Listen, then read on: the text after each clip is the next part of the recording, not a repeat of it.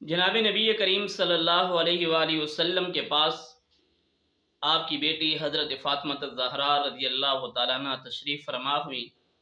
یہ بخاری اور مسلم دونوں میں یہ روایت موجود ہے، اور انہوں نے آ کر کے اللہ کے نبی صلی اللہ علیہ وآلہ وسلم اپنے بابا سے دن کے کام کی تھکاوٹ کی بات کی، اور چکی پیسنے کی بات کی کہ جس کی وجہ سے تکلیف ہوتی ہے، ہاتھوں میں برم پڑ جاتے ہیں اور ہاتھ پاؤں سوج جاتے ہیں، تو ہمیں کوئی خادم عطا کر دیجیے تاکہ دن کے کام میں آسانی پیدا ہو۔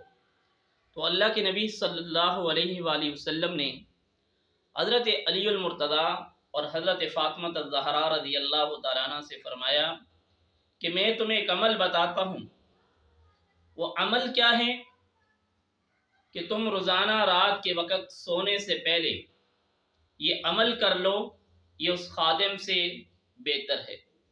یہ تمہاری جتنی بھی دن کی تھکاوٹ ہوگی، یہ جتنی بھی دن کی تمہاری تکلیف ہوگی، اس عمل کی برکت سے اللہ تمہاری تکالیف کو ختم کر دے گا، تمہاری تھکاوٹ کو دور کر دے گا، تمہیں رات سکون چین نصیب کر دے گا۔ وہ اتنا کوئی مشکل عمل بھی نہیں ہے۔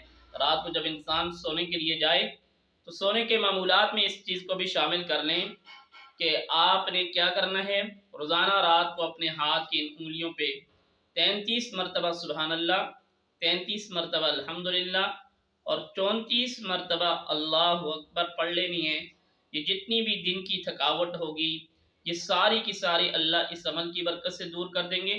اور اللہ کے نبی نے فرمایا یہ غلام سے بہتر ہے، یہ غلام سے بہتر ہے۔